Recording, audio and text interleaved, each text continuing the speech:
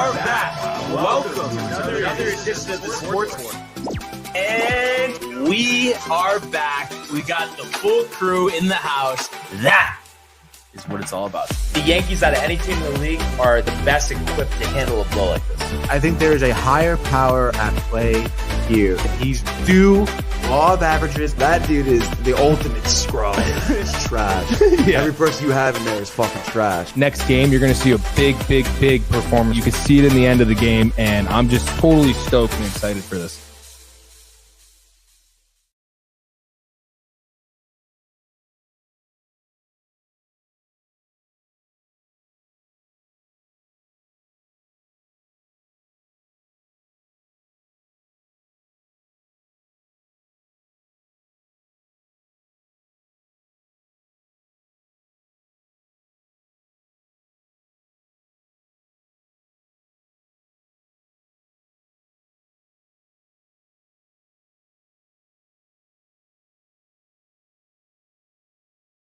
The same thing it did the other day, dude. I mean, I guess it should be better now. Are we good? Are we good? Do we know? You would think Josh B would let us know. Same thing it did the other day. So I guess we are good. We are back once again. Not that anybody heard me the first time, but welcome. Nobody cares. To another edition of the Sportsport. Good to be back in the saddle. Josh B says we're back. That's how we know we're back. But the bar mitzvah, the basketball game, how are we doing, sir? I'm doing great, man. Yeah, dude. A little bit of a long weekend for sure. But hey, dude, it was eventful. It was fun. I got a lot done. And also we, witnessed some great sports, dude. So I'm stoked to be back here. Sportsport, big week, dude. Brian, get a nice send off for this weekend. So I'm excited. Yeah, absolutely. Just so much ahead. Opening day around the corner. Spring, Tony, is in the air, even though you wouldn't know. Given 18 degrees this morning. The 18-degree temperatures when you went for the run, or no, we're on. Yeah, run. Yeah. How do you run on like 3 hours sleep? Listen, I didn't have 3 hours sleep. Well, you said, I'm thinking 2 a.m. the night before. Yeah, but still, you probably then. got to sleep after 12. I got home right? like 11:30 last night. Yeah, so shower, kind of like relax a little bit. Yeah, it's like 1 o'clock. Yeah. It really wasn't that bad. I mean, I definitely was running a little late, I guess. A little tough to get up. 6:30 alarm or 6 o'clock alarm. Kind of snooze till 6:30. Then you're like, oh my god, gotta figure it out. But we made it, and the run was good. Fresh air, dude. Honestly, the cold, fresh air. It was nice, dude. And I feel like it's not gonna be along for that much. It's gonna be around for that much longer. It's amazing that. I mean, you can't even like spring, Tony. It has to be just. No, I do like winter. spring, but I like winter too, dude. But did you ever think about maybe like relocating to like the bison, like of North Dakota, like somewhere up there? Yeah, dude, certainly. You really think like that would be like you would be good no summer ever, just all winter? You would prefer that? No, I don't prefer. No, I would not prefer that. So Brian. what is? I want to hear the Tony like ideal year. What would the scenario be with the weather? Honestly, like. Time-wise, honestly, dude, I really, the changing of the seasons is great. Kind of the timeline we're in right now is awesome. Okay, but I just feel like winter isn't like that harsh. Okay, so you want negative snow, but negative or no? Do you want negative? That'd be degrees? Cool to kind of on the regular. No, not on the regular. Like negative like is wild. Freezing. But like I would like on the regular 15, 18 snow. Wow. That would be sick during the travel, winter. I mean, Dog hasn't talked to you about this? With the I can handle it. I can take it, dude. I can take it. Unbelievable. But also, I mean... Is that too much to ask? I just want some snowstorms. Yeah, but okay. But like you're good with then like the weather that we have during baseball season. Because, I mean, we need to play. I mean, we can't be buried in snow outside. Yeah, of course. Like as I said, the changing of the seasons is nice, but I just want like a harsher winter, dude, I feel like I got... cheeched a little bit. Interesting. I don't know. I just feel like it's like, okay, maybe for a second, like that cold burst is good, but after that, I mean, what are we doing here? You know what I mean? A bonfire, sure, I could have one and then I'm good for the year, no? Like one bonfire? Come on. Yeah. You've had Two? more than one bonfire. But even bonfires in the spring is sick, dude. Come on. Yeah. In the fall. I just feel like it's just too much of a I don't know. I feel like we have a great spring and really a pretty good summer. I mean, sure, maybe it gets a little hot in August, like July, August, maybe a little bit, but like I feel like overall we have some of the best weather in the country. Yeah, I just want harsher winters. That's all I want, dude. Like it's fine. Yeah, dude. But I'm just curious with the snow. it's like an aesthetic thing, or like you want to be on the mountain like once a week? Yeah, once a week on the mountain sounds nice, dude. And it would be skiing? Oh, yeah. Okay. Yeah. Interesting. Just I kind mean, of. I know you're not into that, so I wouldn't think. Yeah. But even so, like, you wouldn't think like a little mountain life, Yeah, like once or twice. You know what I mean? But it doesn't need to be like some extended thing. And it's like, I just feel like it's always so exciting this time of year. We know spring is coming, summer's coming, baseball's coming. You know what I mean? The last thing I'm thinking about is I want it to be 15 degrees on the run, Oh, man. And you know what else was just great? I just wanted to mention, because I'm starving. I don't know if you had time to eat this morning. Not really, dude. I kind of, yeah. But I texted it in the group chat. But the broken lasagna at Ballo, honestly, was unbelievable. What exactly is broken lasagna? I hope we could pull up the menu, but I know part of it is burrata and short rib. Oh, my God, dude. But let's see what we got here on the Ballo Mohegan menu. This is ridiculous. Thinly sliced focaccia to start. Also had a side of broccolini and potatoes that I split with Sam, which was just unbelievable. All right, so I got it right here, by the way.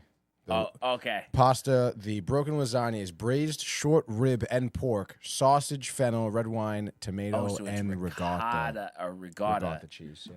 I mean, so what? I mean, to you, does that sound like wow? Yeah, it sounds amazing. Like I'm not a huge fan of fennel, but that's fine. I can handle What is fennel. fennel? It's like that seed Okay. they often put in Italian sausage. Okay, Yeah. gotcha.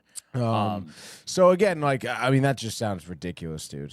Honestly, and really, like, doesn't like $31 for that? It's not like that expensive. No, they're actually pretty reasonable here, Yeah. honestly. I mean, Spaghetti with the steaks are a little- lobster sounds so good It's too. interesting. Fried though. Diavolo. I haven't tried that one. They've changed up the menu too, because they used to Really? have.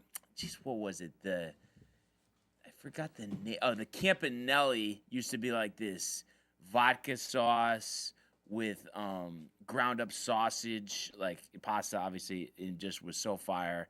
Also, there used to be a tagliatelle or whatever, tagliatelle, with like a broccoli rabe, oil and garlic shrimp. Oh, just my ridiculous. God, But they did redesign the menu. So the broken lasagna for now has been a staple. I've had the chicken franchise before. You definitely got to try the fried Diavolo, the spaghetti fried Diavolo. Yeah, Like, no, that sounds so good, I dude. definitely do want to try that. You should. But yeah, I mean, listen, food is just so good. I mean, what else could you really say, Tony? Right? Oh, nothing, dude. What do you think you're gonna have for lunch, Get House? I don't know, dude. I didn't really because of the weekend. Didn't really grocery shop. I had to do that today. So you kind of have to get a So, sandwich. well, I got maybe I'll do Chop meat. PB and J. Come on. No, I'm actually gonna make sausage, peppers, and onions Like Josh P. tonight, dude. Yeah, exactly. Like Did Josh that P. really give you the idea or no? Yeah. Like I'm gonna get some Italian bread too. And I'm gonna have a ball. Yeah, I mean that sounds good. Josh was he showed me on the ripping cord yesterday. He showed me the sausage and peppers. He looked on. Oh, it looks so good, dude. Yeah. I haven't had those in a while, honestly. Testo's Me neither, dude. had some really good sausage and peppers. Haven't got them from there in a while. Like from the old place, literally. I always used to get that. Do they make them in marinara sauce? Is that how that works? I think Because I know so. some places, like my mom, whenever she made sausage and peppers, didn't do that. Oh, okay, so like just there's no sauce because like the juice just comes out the vegetable and the sausage. You're saying, right? Yeah, it's just like Yeah. olive oil. Yeah. Like, No, with the it, shit, dude. yeah. It probably is better that way, honestly. Yeah, little grated cheese on top, dude. Oh, Oh, home, sweet home. ridiculous. But I see we have a couple comments here. More than a couple, What dude. do we got? It looks like here we have Michael Buckta early and often here. He says the Lakers are unstoppable, Barnes. Luka with 29, 9, and 6, dude. 5 threes, he said. I guess they had a game yesterday. I didn't really watch. We're much better than the Thunder, he says. The West is ours. What do you think about that? Yeah, Lakers championship. Really? LeBron number 5. Haters stop hating. Wow. Beat the Clippers last night, 108-102. And he wants to know, time away, Barnes. How was it? What did you do? I mean, I missed you, Michael, but had a good time. Me and my dad got to AC on Wednesday night.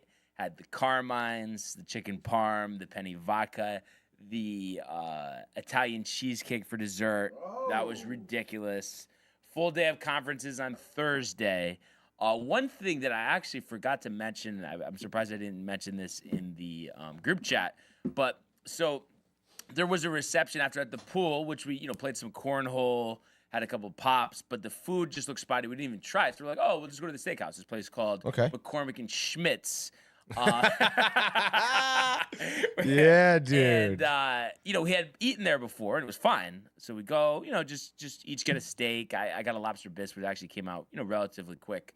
But it literally took an hour and a half for the steak, which came with broccoli and mashed potatoes, to come out.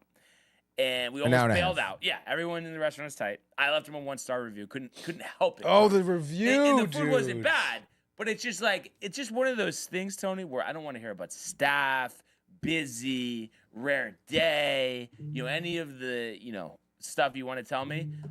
Is that what they said to you? Did you ask? Did you inquire? Yeah, I've never seen it like this before. Yeah, sorry, man. Did they give you anything like on the house? No. Are you fucking kidding me? And which was interesting because you think about that was a complete disaster. But yesterday, me and Sam went to Sherwood Diner. I don't know if you've ever been there in Fairfield. Not Fairfield, but Westport. So they made her omelet completely wrong. You know how she has the dairy allergy. There was cheese in it. Literally made it within 5 minutes back on the table and gave it to us for free. So they do that, but this place makes us wait an hour and a half and can't even give us like a free drink or 10% off or something. No, it's messed up, dude. That really is messed up. Would never. I don't care if I hadn't eaten in 9 days, Tony. I would never go to that restaurant again. Despite the fact that it actually wasn't bad. 9. But it just, I don't know how you do that, how you're a restaurant, but we have to talk about that. You shouldn't do that. You can't do that, dude. And then, let's see. We got a bunch of other stuff here. Oh, I thought Michael wanted the full synopsis. Oh, yeah, go on. Yeah. My apologies. Oh, no problem. So, in between that, there was some blackjack. We ended up doing well at the table, so we were riled about that. And then, got the tickets for the Lightning game on Thursday, which is going to be sick. And then, Friday was just a chill day. I did go to Bar Taco. I was actually telling Tony about that, and they've reconfigured. I was disappointed. So the oyster taco, for some reason, they've decided to put coleslaw on top of it, which is just ruins it. It was so good because it's the oyster taco, but get the coleslaw out of here, please. But the short rib, the flavor, is it the short rib? No, the pork belly taco, one of the best tacos I've ever eaten. So that was great, Michael.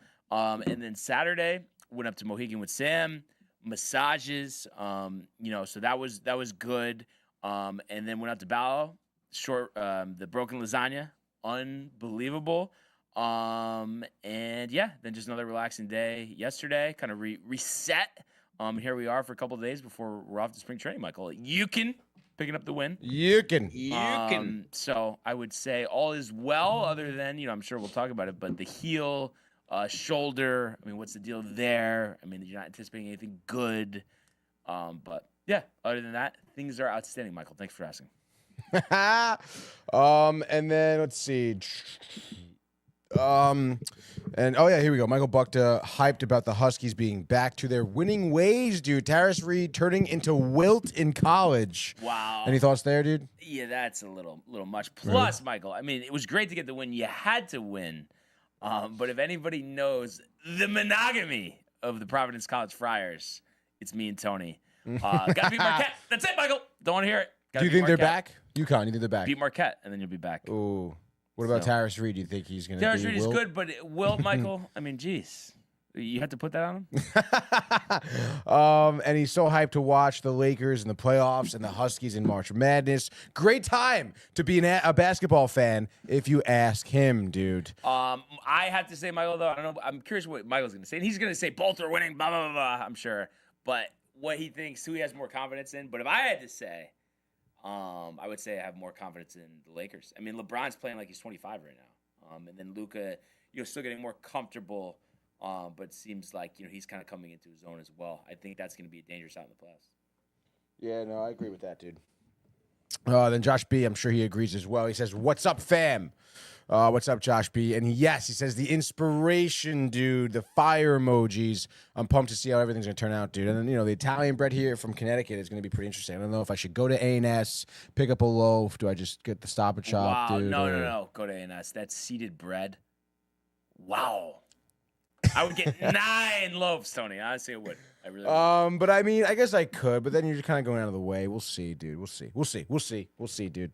999 Juice Nelson says, "Good morning. A little bit of mayo on the bread. It is ridiculous." Interesting. I would pass on the mayo. Honestly. I don't know. I don't know if I'm gonna try. I normally would, maybe throw a little bit of garlic in there and butter and toast it up. See, that's now we're having a conversation.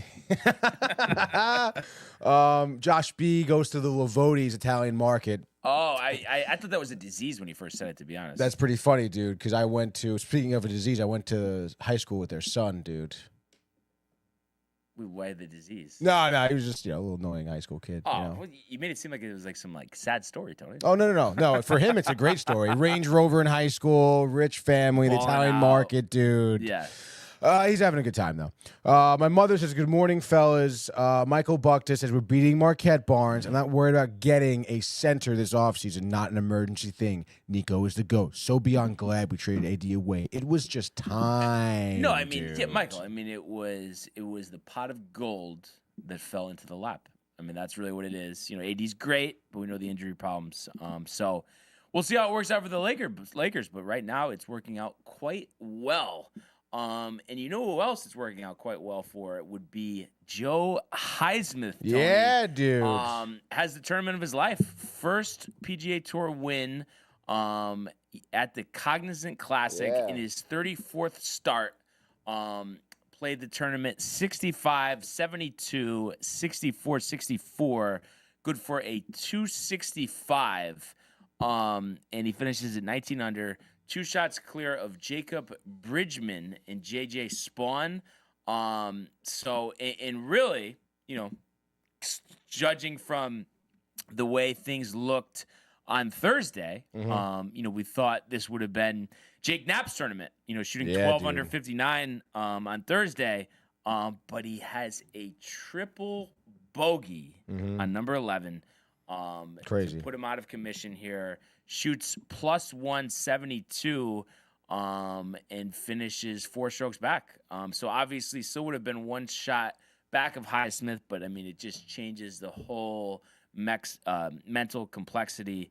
I tagged everybody in that video of him hitting it out of the water. I don't know why he was doing that. Maybe just so he wouldn't get a triple bogey, which he did anyway. Did you anticipate that, like after his, 59 first round? Kind of, because we always talk about how many times he's a first round leader. But I mean, that's gotta hurt. I mean, obviously, fortunately for him, he has won before, so it's not as I think like a PTSD situation. But a pretty big collapse, though, Tony. No, significantly huge collapse, dude. Yeah, for sure. But good story to see Highsmith, and he's only 24 years old, so he hopes to have a long career ahead on the PGA Tour. Out of Washington, dude. A lot of people barking though about the leaderboard here. Because why? No, just of who was on the leaderboard. Because I mean, it's Russell Henley. I mean, even though he's not even that well known, is one of the top players in the world. Jordan Spieth, who was my sleeper there, he tied for 9th. 14 under. I mean, that was a good tournament for him, but he's still not going to be eligible for Bay Hill next week. And then my pick to win, Shane Lowry, 13 under, tied for 11th. I mean, those are some notable names. Minwoo Lee, Ricky Fowler tied for 18th at 12 under. But those are kind of supporting names, and the fact that those are kind of your headliners in the tournament, kind of just is what everyone's speaking to. Why you need the live guys. But even if the live guys come back, aren't we still going to be in the same scenario? Because they're just going to play mostly like the signature events, maybe some of the bigger non-signatures, right? Like a Waste Management or Torrey Pines. But is it has the signature event kind of ruined or put a dent, Tony, into the PGA Tour? I mean, I don't think so. I don't mind it. I mean, I don't know. I mean, these golfers, like the ones you mentioned, I mean, JJ Spawn, even you said Shane Lowry. I mean, they're good golfers. It was a competitive tournament. I'm not here necessarily because of the names. Right. Right. I mean, yeah, it's like I guess we've complained about it in the past, but I don't think this field this weekend at a course like this. I mean, we saw the sub 50 round one from Jake Knapp. Like Sub 50? sub 60 rather, round one from Jake Knapp. So it's like Well, come that on, was dude. cool. That's, Yeah, that's you know exciting. what it is, though? I think the problem is it's good for the golf junkies, but to get people like to draw or people who are Right. casual fans, you know what they want to see. They want to look at the leaderboard and they want to see McIlroy, Scheffler, Yeah, I guess. DeChambeau, Rahm. I mean, I think it puts a cap when you have these type of fields. How many people are going to watch? That's the only thing. Yeah, I guess so. But I mean, what are you gonna do? Well, and it just Make the plays purse into- bigger? Like, if you do that, though, I mean, more people will play. yeah. But at the same time, I mean, it's just unfortunate that it falls into the mind of the athlete these days, no matter what sport we're talking about, playing less, making more, you know what I mean? So it's like, what are you supposed to cut the events? I mean, it kind of just puts you in a no-win situation. Yeah, it kind of does. So I guess, I mean, at that point, you're just gonna keep status quo, right? Like, Yeah. you're not gonna really change. And it's like I anything. said, we're not complaining, but Right. I do see that on Twitter, people talking about that. That's a shame, to be honest, dude. Because if I'm like, not, it's nice to see these guys get a chance. Yeah. Like this kid, what Highsmith is what, like 25? 24. 24 years old. Yeah. Like first win, he's been on the tour a couple years, whatever. That's cool. That's cool to see, a no-name guy coming out of the woodworks, and you never know. I mean, he could be the next Scotty Scheffler, dude. Yeah, you never know when You you're never know, dude. Speaking of which, dude, I started watching Full Swing this weekend. How is it? It is good. I've Hesitation, though. No, we'll see. I don't know, man. Again, like, it's funny because it's kind of like what we were just talking about, almost like the Cognizant Classic with the lineup and the pool of players. Like, the documentary is for the golf junkie. It's not really. There's nothing crazy about like the production or the storyline. Is it the big players, though? Yeah, it is big players. They're following. They're doing what the Ryder Cup was the last thing I saw. Talking about Shane Lowry and Rory golfing together. Right. And the two Canadians, Nick Taylor? Nick Taylor And and Adam Adam Svensson, dude. And how like I forget what, I guess it was at the Ryder Cup maybe, or no, it was at a different tournament when Nick Taylor won and Svensson like rushed the course with champagne, and security didn't know it was him, and they tackled him Oh, I didn't even realize. on the green. Yeah, I didn't know that. Oh, wait, no. But this is... Wait. This is the Ryder Cup?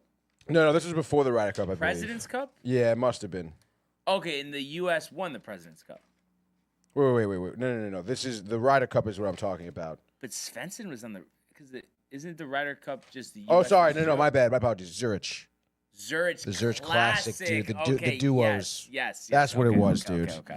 And it was the Canadian Open that Taylor won. Nick Taylor, Yeah, right. yeah. The The putt, dude. the horseshoe. The horseshoe. Which again, the stories are great. They cover Scotty, the arrest. You saw more of like footage from the chest cam of the cop, Uh-huh. and they like, it's just funny because they really didn't know who he was, and it's They like, didn't know he was a golfer. They didn't know. They were like, oh wow, so like. He's like, I'm golfing in the tournament. Oh wow, you're golfing for the PGA. He's like, yeah. Wait, the guy didn't believe him? No, I mean, who the fuck knows? And the cop goes, well, I guess if you're in the PGA, that's pretty good, huh? He's like, yeah. What the... I know, it's so stupid, dude. It was actually kind of hilarious, that part. So again, like understand if you follow the golf season, Yeah. you understand what's going on. But if you're just someone who's into documentaries and you watch this, it's nothing crazy, It's just fundamental. Is it doc. like the other seasons, though, where they have Amanda Balionis explaining how things work like 10 times? Yeah. And dude, they had of course they're talking about Bryson a lot. And they have that chick, that golf chick, Paige, whatever her name Sporonic. is. Yeah, Is in yeah. it? Is in it, dude. Okay. Yeah. Talking about Bryson and how like it's pretty funny. You get a good kick out of the way she's being interviewed. But it is cool to also to like again to continue that storyline of golfers who are in live and also kind of coming back to these majors and stuff like that. So the story's great. The episodes are good. I feel like it's another season of talking about how Rory is just choking again though. Like, Yeah. Like it is funny. They covered the divorce and everything. He doesn't talk about it, though, right? He did a little bit. What did he say?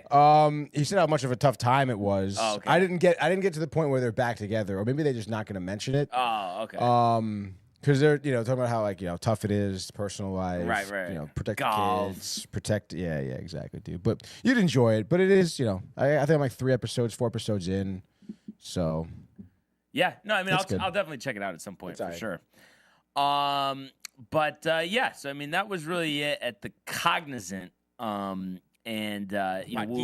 We have some great tournaments coming up. Yeah, dog. The Arnold Palmer Invitational starting on Thursday from Bay Hill Lodge Club in Orlando, Florida.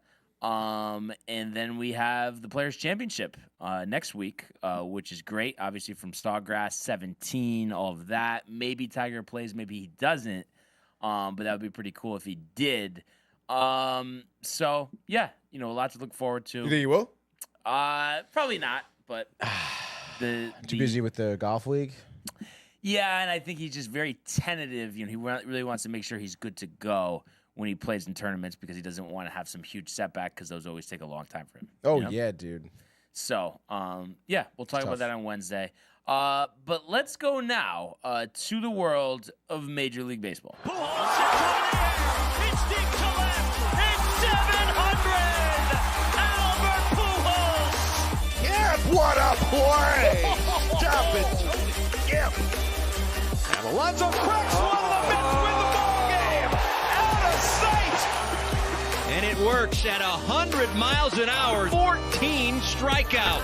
Drove deep to left field. There it goes. See ya. All right. So we inch closer to opening day, 24 days away from today. So it will definitely be here before we know it.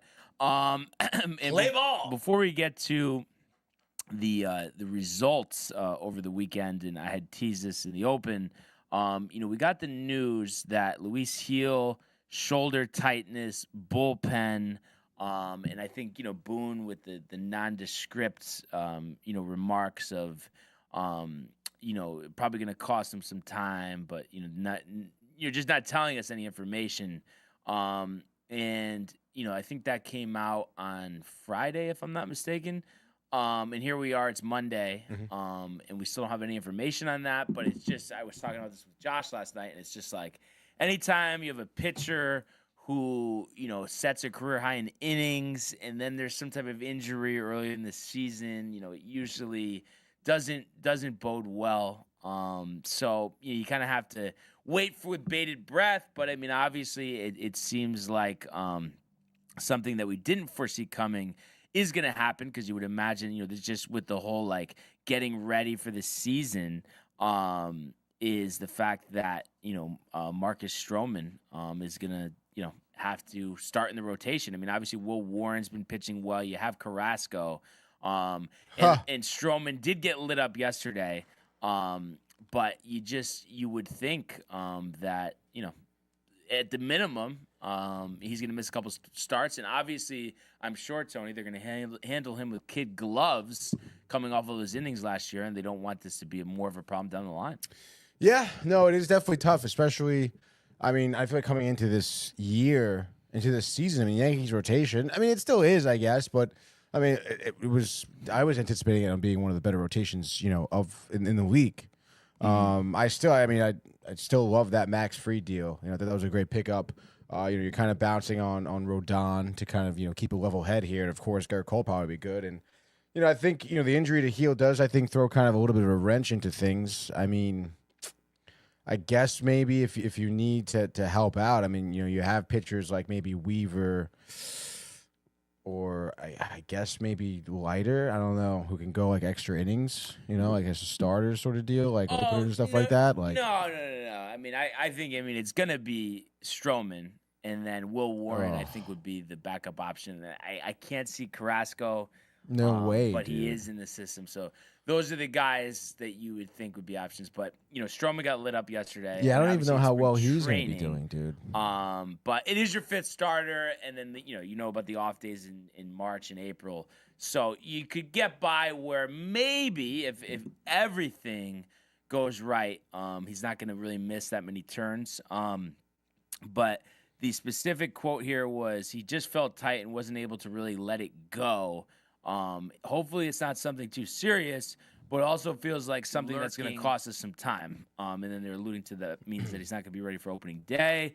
But until the Yankees know the results of the MRI, they will not know what they are dealing with. But they were presented with an ominous sign about someone who stepped in when Cole got hurt and turned an opportunity into a special season. You know, that's what Heel did. And, you know, I guess they're hoping that maybe Stroman pitches well, and then maybe that can help him trade him. But Will Warren has really been outstanding this spring too. So you feel like, you know, you could get by, but you just know that if you really want to get to where you need to be, you love the depth of your pitching. So you just want Hill to be healthy. So it's unfortunate because, I mean, the injuries are starting to add up now, but if he does have to miss 4 weeks, 6 weeks to start the season, you know, it might be way less than that, but so you're not you worried. Just can't rush it. You have to build him up. As long as we can have him for, you know, the majority of the season. Like, I think it's like, you know what I mean? You miss April. What does that really mean? You miss half of May. I mean, you're okay. It's just when you start getting into like the second half of the season or the whole season, then it kind of changes things a little bit. But that's why you have your depth. That's right. You have Cole, who looked good on Friday. You know, picked up the win there against the Blue Jays Friday night. You know, this is why you signed Max Fried. And then, you know, you have Rodon and Schmidt. So, you know, you just don't. It just also puts you in a scenario where you can't have any more injuries, Tony. Yes, so, that's correct. You know, we'll have to see. But obviously, I think the message, you know, like I already said, is just be cautious here because you want Healed on the stretch. Yeah, I wouldn't anticipate any other injuries. I mean, I know you never know, but still, I mean, like nothing, you know, points to Rodon or Cole or anyone really missing time. Yeah, You know, exactly. like- But, you know, it's just kind of one of those things. Sucks, that, it does put pressure on you, you know, to not have any. You don't say, dude. Yeah, of You know? course. And then, so from that Friday game, too, Cody Bellinger, 2 for 3 with the homer. So he's looked good to start the spring. So you love to see that. And I guess, Spencer Jones and Peraza with hits.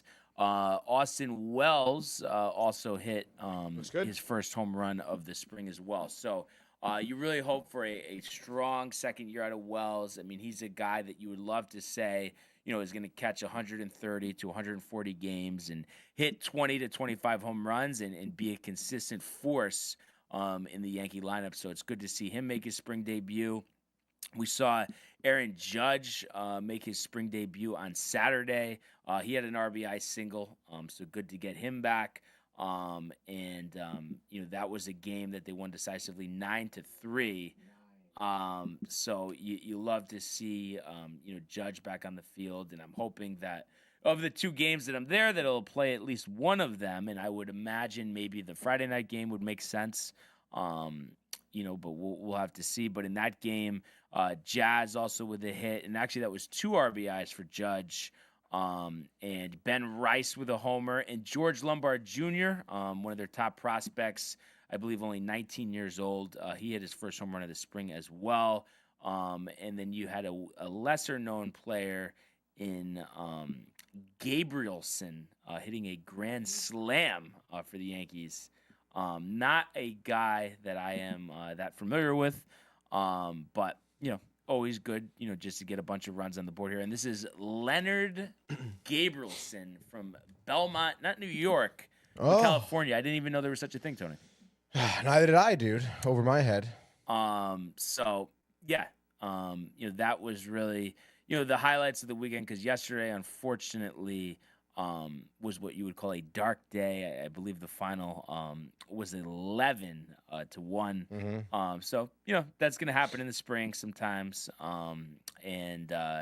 You know, you're 4-4 so far, and like we know already, you know, I mean, obviously the wins and losses don't matter. We've seen some good things, and then I hate to say it like this. It almost seems like immature in a way. But Oh, God. I do think that it is a good thing that in his second at bat, DJ LeMahieu hurt the calf. Gonna cost us some time, is what Boone said. But I mean, you would think that has to be like all right, guys, like we're done with this gimmick. I mean, right or no? I think that when he's healthy, they'd still try to play him, to be honest, dude. But I don't Like, even know if really he can do. get there. No, honestly. yeah. If he gets there. But you know, so you would imagine it's gonna be a Peraza and Cabrera split to start the season. Cabrera hit a home run this week as well. You know, and then Stanton officially starting on the injured list. The PRP injection, still in New York, still with a personal matter, whatever that may be.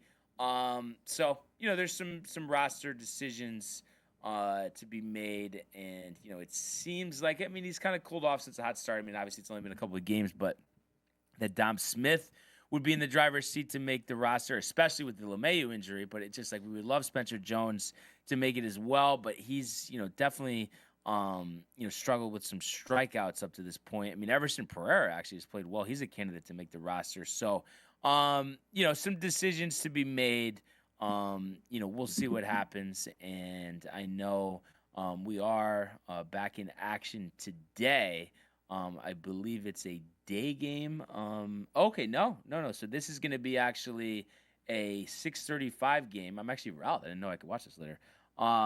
Between the Yankees and the Pirates. Max Fried making his spring debut. There we go. About time, baby. That's going to be fun to watch that one. I'll see you at the stadium today, brother. But yeah, I mean that's really where we're at. So there's some injuries, but we'll get through them. And I'm just excited for the season. Let's go. Yeah, dude. Good for you guys. Yeah, dude. So what do we got? How many Soto home runs over the weekend? Just one? That's I think right. it's just one, right? It is just one. Was it Saturday? I believe it was Saturday, dude. Okay. What other- No, yeah, I think so. Yeah, in Tampa Bay. In any case, dude, Friday they played Washington, dude. Washington? Washington won 7-0. Not really like too much to write home about here. Lindor was 2 for 4. It was against Washington for Soto's home run. That was the dinger. I forget who he was. It must have been. Was it Reifert, or I forget who it was and what inning. Doesn't really matter, but it was like, I don't know if you saw the video. He took like a high fastball, kind of backed him off a little bit. And a brushback pitch? I don't think it was a brushback pitch, dude. Okay, it was just a high fastball. And then he was like, all right, and he was like stared at the pitcher, and then just absolutely just like cranked this one, which was pretty sick to see. Vientos had a good hit too, 1 for 3 with an RBI. I love to see that out of him. Torrens actually had a good game, 2 for 3 at the catching position there. But in terms of pitching there, I mean, Sproat is a guy we've seen a couple times now in spring training. He shows good numbers, hasn't been developed enough to hit the majors yet. We saw Buteau with a clean inning, Brazoban with a clean inning as well. And even though there was a Soto home run, I think the big storyline here was Saturday's game, Brian. Blade Tidewell gets the start. Mets go on to win 10-1. But in the second inning, Blade Tidewell, who's one of the Mets' top pitching prospects, pitches an immaculate inning. Wow. Dude, looked really good. He is a fastball pitcher, clocks in around 96, has a slider and a changeup as well he utilizes. But of the 6 batters he faced, he got 5 strikeouts over those 2 innings, didn't give up a hit, no walks, nothing like that. So he's looking really good, dude, and, someone who, we've looked at last season and it's like, it doesn't really seem like he's ready for the majors, based on his numbers in the minors. But, I mean, look at that spring training start. I mean, the attitude he has, obviously he was interviewed after the fact. Seems like he could maybe develop into something nice, which would be good this season, because the Yankees aren't the only team with some pitching injuries here to start the year off. And then Sunday was a 6-4 loss to Boston. Nothing crazy here. Blackburn starts, gets popped, dude. Which is I guess what you would anticipate. McNeil had a couple of hits here. Gave up a couple over the monster. Fucking Blackburn, yeah, dude. 3 earned runs, 1 dinger. Who hit the dinger? I guess maybe not. No dinger. Bregman with probably a double off the wall. Bregman was 2 for 3, I guess, with an RBI. I mean, he didn't, whatever. I didn't see it when it happened. It looked like it was bottom of the 4th RBI single. Bregman tries to stretch that into a double, gets thrown out a second. Watch out, dude. I mean, we looked at the numbers. I mean, it's actually funny when you really compare him to Devers. Yeah. I mean, the numbers aren't really that far off. Devers has more errors, less fielding percentage. The hitting isn't there, isn't as good as Bregman's last season was either. So it's interesting, but I don't know. I don't know how I feel about the whole situation, because I think Bregman could be good, but it's just like, if Devers is going to be kind of a prick, like, then they're not going to be successful, right? Like, don't you think Devers is kind of a bad attitude about this whole thing? But then it's like, then just go home, right?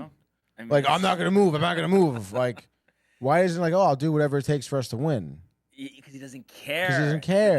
And that's why they're not winning. So I don't know, man. I mean, although maybe the numbers are there, Trevor Story had a good game, I guess, but like it's been forever since he's done something. You know, they have high hopes for Yoshida. Like the lineup on paper looks like they could be good, but I don't know. We'll see. We'll see what happens. I know Riley's pretty riled. But on the Mets side of things, Siri hit another one. He's been having a good spring training season here. Is he going to be a fourth outfielder? Yeah. Yeah. Absolutely, dude. So that's good, you know, if he's doing well. And also, I want to say maybe it was against Tampa or it was yesterday. Brett Beatty, phenomenal diving stop at third base. And I heard something started a every run. game at third or whatever that he's played this spring. Yeah. Hasn't been moved anywhere else. Yeah. So Viento's a DH. There's a DH potentially, but then you kind of wasted money on Winker, I guess. But I guess Winker sucks, though, right? I mean, he's just like an attitude guy, you know? He's like a guy who brings energy.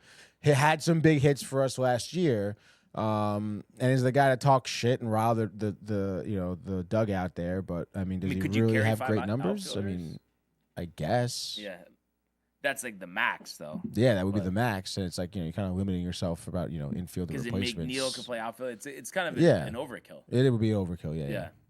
Like too many mediocre outfielders. Yeah. Maybe get DJ Stewart back just to. That'd be ridiculous, dude.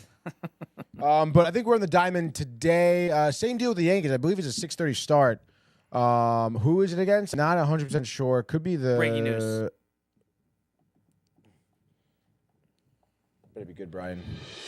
Per Talking Baseball, and I think you'll like this. I mean, obviously we don't wish injury on anybody. Oh my God. Braves will be without starting catcher Sean Murphy 4 to 6 weeks with a cracked rib. Yikes. So this is from Talking Baseball. So a little bit of a blow there for the Braves, who have struggled with injuries last couple of years. Oh yeah. And look forward to getting Acuna back, but I think he's not even gonna be ready for the season, right? Opening day, I don't think so, unless I checked. But you never know. It's tough about Murphy. It seems like they've found a diamond in the rough with him last season. And I don't even think do they even have d'Arnaud anymore? They don't, right? So I don't even know who their backup would be, to be honest. But actually, I didn't realize this. Let me just make sure. He only hit 193 with the Braves last year? Murphy? He only played 72 games. I don't know what. It was the year before he hit the 21 home runs, and then they signed him to the extension. Oh, shit. But all right. I don't know why. I guess because the Braves weren't that good, so we weren't paying attention as much. But kind of crazy, no? I guess. I mean, I know he's one of the best defensive catchers in the league, right? Yeah, no, he's great, dude. But in any case, dude, obviously wish him speedy recovery. Good luck, dude. 190. Keep playing, honestly. Batting 190. In any case, though, what was I gonna say? The Mets. Oh, today. Senga's getting the first start. Oh, there we go. So spring training. 2 first starts. 2 first starters today, dude. So you have something to look forward to today for sure. And obviously all eyes will be on Senga here. So let's freaking go, dude. And they're saying Acuna. They're targeting May 2nd. Okay, that's not bad. Yeah.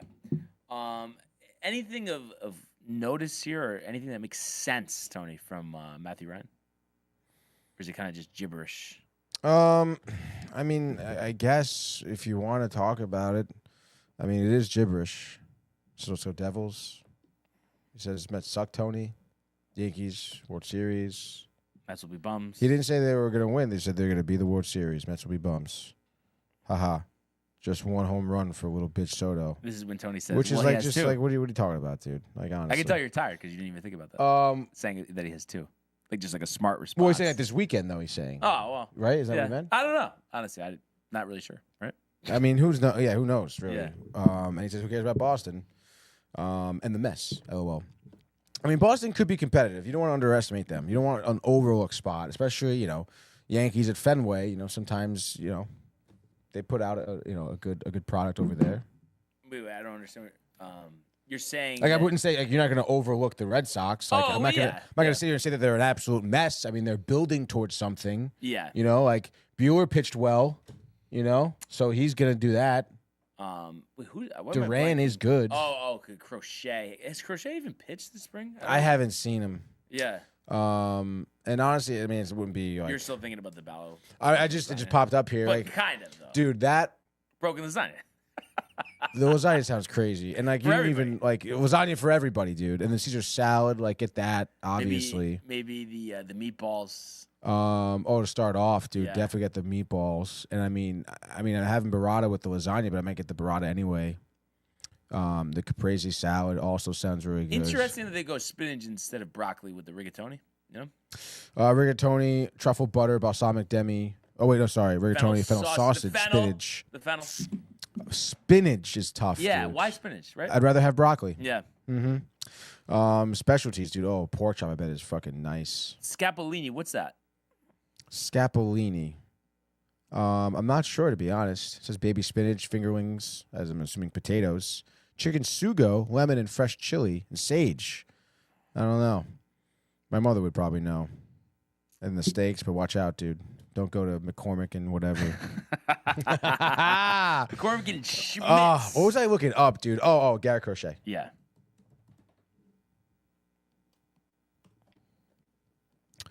Let's go. Spring training. I guess he has 2 starts, 3 1/3 so he's innings, and hasn't given any runs. 7 strikeouts over those 3 1/3. So, pretty good. Okay, so chicken scapolini is an Italian dish of thinly sliced chicken that's pan-fried, served with sauce. The word scapolini comes from the Italian word for small scallops, and it's made with either marsala, piccata, white wine, mushroom, lemon, and tomato, or cream, white wine broth, and lemon juice. Wow. All sounds pretty good, but just easy with the thickness of the, like it's like rye bird or something. When I looked it up, they were looking like thick boys. Didn't you say thin, though? It's supposed to be thin? It's supposed to be, but the pictures you just pulled up. And Yeah, the they one I do saw thick, looked a like thick little chicken thighs or Yeah. breasts. And don't mention rye bird, okay, dude? Yeah. Get out of here, dude. It's over for them. Health department? Did you call it in? Yeah, dude. Oh my god, that'd be so funny. You never called anybody in? Health department? No, I never have. Have you? No. Have you ever even gotten bad review? You almost seem like you haven't for some reason. I'm trying to think if I ever have. I don't know. I don't think so. Yeah. I mean, I like to just use word of mouth, I guess. I don't know. Yeah. I guess I could, but then you're taking the time out, and it's But just if something egregious though, like you think you would, like real bad, where it was like you're just rude, like maybe like mold on the food or something. Yeah, I guess so. Yeah. But what are the chances of that? I mean, I've never had mold on my food, dude. That sounds kind of crazy. Hair always dude. would get me, but I know that could just happen. But that's always Yeah. something that's like, for me, even Right. even though I was starving, big strand of hair, Really? done for like a couple hours, Oh, right? Or no? That is tough. Like, can you continue if you pluck one out? Yeah. Well, A 'cause, little gun shy though, or no? I guess. Well, I mean, I grew up working at my mom's hair salon. Yeah, so there's so, hair. Right. Dude, you fucking eat hair, like with your lunch. You know? I don't know. For some reason, it really always skewed me. I have to say, really always did. My mother used to say, "Hey, at least you know it's like we always wash their hair. Like, you know, it's clean I don't know, hair." for some reason though, it's just always like, especially the worst is if you notice it when you're Chewing and you like pull it out and you feel Yes, it come yes, out. Like, yes. oh, It hasn't happened in dude. so long, thank God, but that always really got me. Maybe that's how I need to lose weight. I'll do it. Oh, yeah, just tell Sam to put her hair in your food. Oh, my mother's calling. Here we go. What do we got? I don't know. Hold on. I gotta patch my mother through the hair and the For some reason, this just foods. feels like it's gonna be hilarious. I have no idea what she's gonna say, but it feels like it. It does feel like it. Let's see what we got going on. Oh, I don't want to go there. Mom, you're live on the Sportsport. Good Mom. morning. Good morning. Good morning, fellas. What's going Hi, on? Mom. I hear you talking about food, so I got to clear things up. Oh no. What do we got? No, scallopini is just the way things are prepared. They can make it with any meat, Okay. any okay. cutlets. Gotcha. Yeah. Well, it sounds really good. It is really good. Um, You've probably had it and you didn't even know it. It's possible. It's I'm possible. sure you've made Anthony every single type of dish over the Yeah. years. Kind I of, don't you think my know. mother's He made- I just don't think he does forgets. that. Yeah. Couple sure. Peronis. forget about Scallopini, Oh, it's jeez. just with lemon and wine and stuff. I've made food like that. So I just didn't. it's really similar to the franchise or the piccata, pretty much, right? It is, yes, definitely similar. Only piccata has capers in it. Capers. Capers. Yes. I like capers. I do like capers too. Yeah. And scallopini is typically veal most of the time. Ooh, Brian doesn't like veal. Yeah, I don't know. I never Well, really. you can have a chicken. Yeah, but I bet you he would like it if it was prepared right, Andy. He told me he didn't like meatloaf either. Yeah, true. Yeah, True. yeah. I almost think though I would be. I don't know. For some reason, it's like the hair in the food, the veal, same type of thing. The meatloaf though, meatloaf is good. The meatloaf I could get. I go for the meatloaf right now. Because by accident, I know, man. I got the veal short rib at Zodi's like a couple years ago, and I was like, I don't know. Couldn't do it? But also Zodi's, I mean, they're not gonna have good quality meat. So. I guess. I don't know. Yeah. Yeah, but you're big on veal. That's Yeah, I like that's veal. weird because short ribs usually are not veal. Yeah, no, that's why I was surprised, and I said the short rib, and I was expecting the beef short rib, which was my favorite thing to get there. So I'm all excited. The veal comes out, and I'm just like, Bummer. yeah. And then They should have told you. and then I was kind of too like, just didn't want to say anything. Yeah, I don't wanna make a Then I big had to suffer scene. through it, you know. Because then you're worried about them sending back your food with spit in it, right? Oh yeah, especially there. I'm sure. Yeah. You don't wanna Let me take tell you something about the hair. I Oh, probably boy. ate a whole head of hair in my career. It Oh. doesn't hurt. Oh. I don't know. It if ends Tony's- up in your lungs. I don't know if Tony's hungry for lunch anymore. Seeing out that bundle of hair. I mean, that's. Oh. Yeah, a whole head. Has You a lot. never know what's in your food when you go out to dinner, so don't worry about it. That's true, Brian. You never know. Could be anything. But fortunately, I have not had. I don't know. It's something that I just can't get past. I'm not kidding. Mm-hmm. I don't know what it is. Ma, what are you making for dinner Well, tonight? I am making Italian wedding soup with meatballs in it, a little escarole, and tortellinis. That sounds really good. Yeah, for your dad. Oh, that's nice. We have to go to the salon today and clean out the sink traps. That's lovely, isn't it? really? And speaking of the hair, Yeah, when huh? he comes home. Yeah, that sounds Yeah. great. Isn't it? Isn't it great? Yes. I don't So know. Yeah. tell me, did you get any of the Academy Awards? Yes. We were watching it last night during the show, and I'm going to talk about it tomorrow on Binge Buddies. So. Oh, okay. I'll make sure to watch. Yes. Make sure to tune How in. you doing, Brian? I'm doing well. Good. Excited for the baseball season. Of course. And I don't know if you heard me before, but me and my dad were in AC last weekend, or not weekend, Oh. last week. But we stayed at Harrah's because where our conference was, and I don't know if you ever heard of it because I know you guys are always at the Borgata, but at this place called McCormick and Schmidt's, hour and a half for the steak to come out. That's unacceptable. Unacceptable. Had to go 1-star review. Tony was giving me the side eye for it. But. I don't know if I would have sat there that long. What were you doing all that time? Just sitting and talking? Yeah, and it was just one of those things. It was a little later at night because we had stuff all day, and like we just wanted to eat there instead of like the buffet that they had at the reception. And just was thinking, maybe it'll take 45 minutes, but an hour and a half. I mean, that's crazy. Kind of crazy. That is Where really ridiculous. was that place? In Harris, it's the steakhouse in Harris. Oh, in Harrods. Oh, I've gone there. I didn't like it. You went to that steakhouse?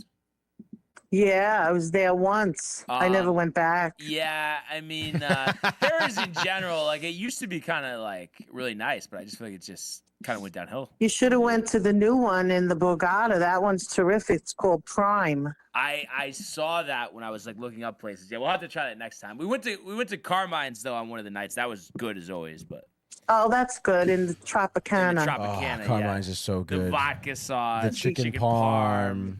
the cheesecake. Yeah, I brought Anthony there a couple of times. Yeah, quite a few times. Yeah. Yeah. No, they do a good When job they there. when they were younger, the Mm-hmm. Tropicana was more kid friendly. Yes. Yeah. And nicer too. I mean, obviously Carmine's they keep up and everything, but it just definitely like the rooms there, like you don't want to stay there these days. Mm. No, the rooms are not nice there. Yeah. They have like things dripping on the walls and stuff. No good. Probably some bundles of hair Oh, somewhere. Right? yeah. As long as it's not at Carmine's, though, it's all right. You see, that's why we stick to the Borgata. It's always clean, always nice. Oh, It's the best. Borgata is first class. Oh, that sure. air in there, For dude. sure. Just breathe it in. But we got the summer trip. Josh B. I keep telling Anthony I want to go and I want to take him, but he has no time. It's tough, you know. Yeah, but What are you gonna do? over the summer. Over the summer. Over the Big summer. outing. Big outing. Well, I hope you guys come and visit another time. Yeah, that would be great. Yes, absolutely. Whatever you want me to cook, your Bonds, you're allowed to request something at this point. boy. You just ruined Tony's day. I think. Why? Yeah, what is he going to request? Something crazy? Tony just wants to control the meal. I can just tell. Oh, and did you see the burgers I made the other night? I Daddy did. sent They you the look picture. delicious. Oh my goodness. Oh my God, they were so good. Bonds, I made smash burgers. They look so good. Oh, that does sound With really that good. caramelized onions on top. Caramelized Yeah, onions are one of those yeah. things I could just eat forever. Unbelievable. So good. Unbelievable. Yeah. I'll make them for you when you come, all right? All right. Yeah, Sounds good, that Mom. sounds All right, I great. didn't interrupt your show, but I heard you say Mom would know. So I said, let me call him and see if Yeah, he needs me to clear anything up. Anytime. Appreciate the call. Thanks, Mom. Have a good show. Have All a right. good day. Love you too. guys. Love you. Bye. Bye. Love you. Bye. What a call. There it is, dude. If you weren't hungry before the call, Yeah. I mean, You you're are hungry now. Yeah. I don't even know how to move forward, honestly, right? Just head to AC, back to AC. Oh, the Brigada, dude. What do you think about Jay saying Tony's giving me a bad review before LMAO? Yeah, dude. I'm trying to think of the restaurant he used to work at. Was it Prime 111 in Trumbull? He worked at Prime 111. I don't know why I didn't realize. Was that? Well, this was when like after Maybe I didn't graduated. know him dude. at Yeah, the you didn't know- time. yeah, no, you definitely didn't know him. Okay. I think that's what it was. But I went there with a couple friends, whatever. I know Jay's waiting. It was like a Thursday night or Wednesday night. No one's even in there, dude. And he's taking forever. He's taking forever. He forgot my fucking ketchup, dude. Well, he forgot the ketchup. He probably dude. had some flan. Definitely, dude. Probably like with the chefs and the busboys, Yeah. in the back, dude. Definitely constantly hitting it. Yeah. And then also, I forget what he said to me. I think I wanted pickles in my chicken sandwich. He was making a big deal about that. Like, oh my God, dude. Oh, bro, that's what you wanted? You really gonna be one of those guys who like Wow. are adding things? I Dude? mean, you could just eat it like it is, right? Yeah, dude. And then like, of course, and it was like, they give you the small tin of ketchup, the little tiny The fucking little tin. the tin. And I'm like, yo, I'm gonna need some extra ketchup, and never brought it, dude. Never even brought it. Man. No, you know what is the number one thing that gets disregarded from servers? Mm-hmm. You get a drink, they bring the drinks out, and then you go, "Oh, can I just get a water too?" Yeah. What? Huh? Or is it? No, I swear, unless you sometimes 2 or 3 times. Literally. Oh yeah, I'll be right over. And something like that should be just like on the table. Yeah. Like it should just be. Or can we just get a little more bread? Yeah. Come on. Ridiculous. You want dude. 25%? I mean, Yeah, come on. that's Jay. That's Jay, dude. Yeah. That's Jay That right there, definitely dude. is Jay. Yeah, and Yeah. he still wants 25%. Yeah, like, huh, exactly, hmm. exactly. But Yeah. yet he's saying the hair in the food is the deal breaker. What about the service, Jay? Yeah, the service, Jay. And also, Jay's probably dropping hair in his food, serving the food, Oh, definitely. yeah. Curly Q's over there. Oh, my gosh, dude. Kev Du, by the way, says, let's go. We want the smoke. Give Duke. And then Buckta is going on about Luka Lakers uniform. Can't believe it Well, still. believe it, Michael. 'Cause Matthew you can see Ryan, it, I dude. think, for quite some time. Except the fade of the Fade mess. of the mess, the hair, Probably in means the the food, the Mets. bundle. Yeah. I hope Matthew Ryan has hair in his food today. Wow, How about that? that's strong. Mm-hmm. A long strand. But anyway, let's go to the world of the National Hockey League. Speed, here he comes. McDavid shoots, top shelf, he scores!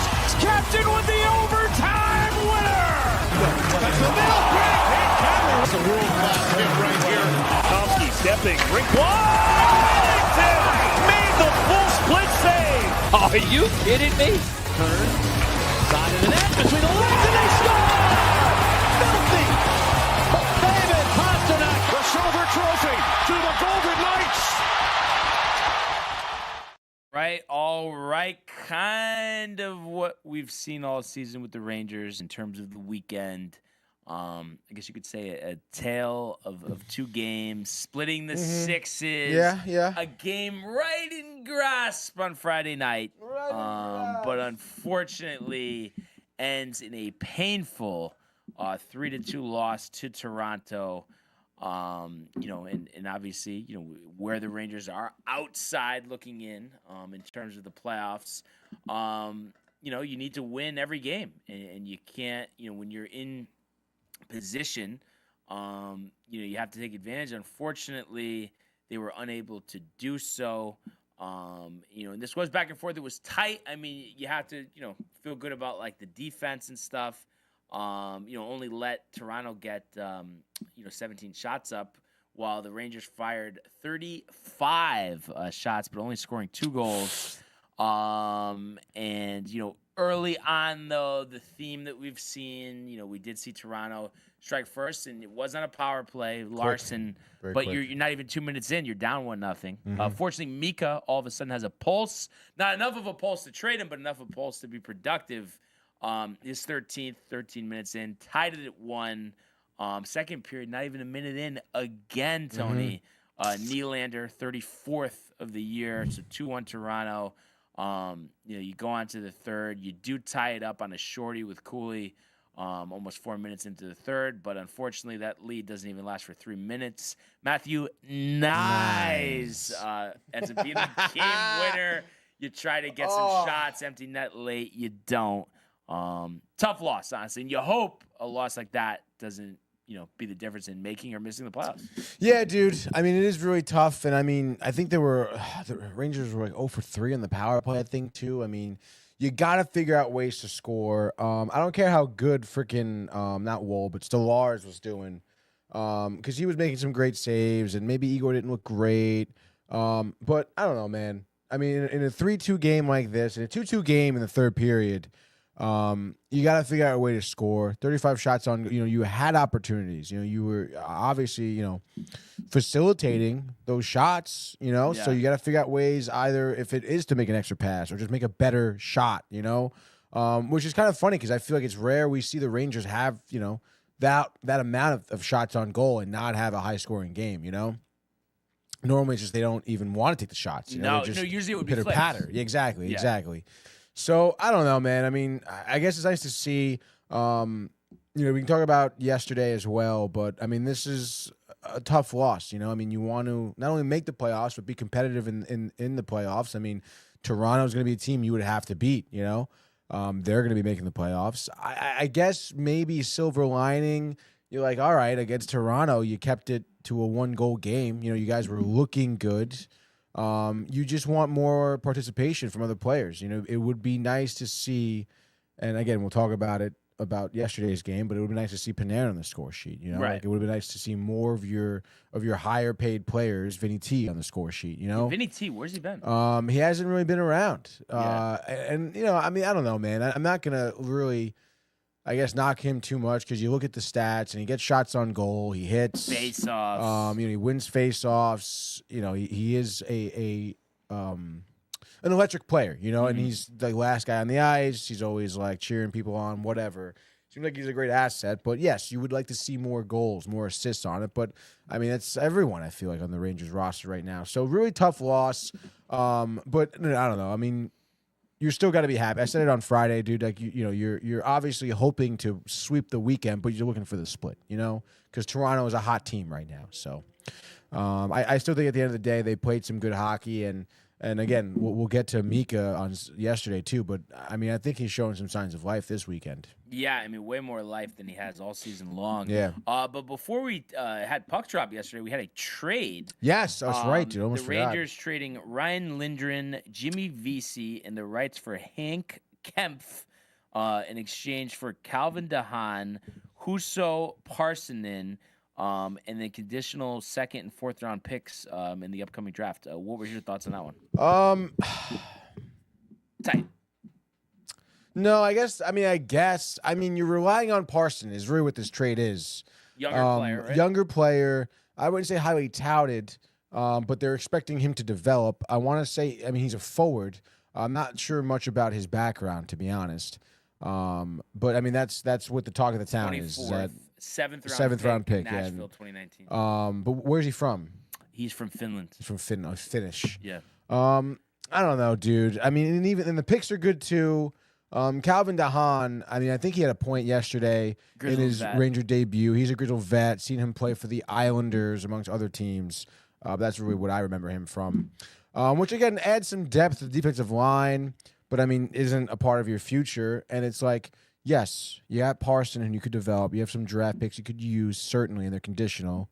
But, one of the Rangers really developed talent, So it's just like, Lindgren had some defensive liabilities. We know about Jimmy Vesey's lack thereof. So I don't know. I mean, I guess I'm kind of indifferent towards it. We'll see what happens with Parsonen.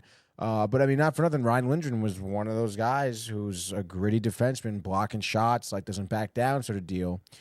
So I wish him the best. Jimmy Vesey, we talked about it, could be a product of, the Rangers' inability to develop him, He had a sweet little wrist shot, I think, last week on Wednesday or something. Sweet little goal there. But, I guess it's a trade that had to be done. Those are two guys you weren't bringing back, right? So at the end of the day, I guess it's fine.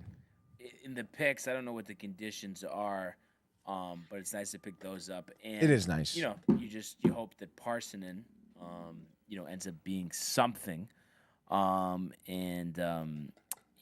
So that was interesting before the game. Very and interesting. I guess Riley Smith was held out, and he's expected to be dealt. We don't know where or what or for who.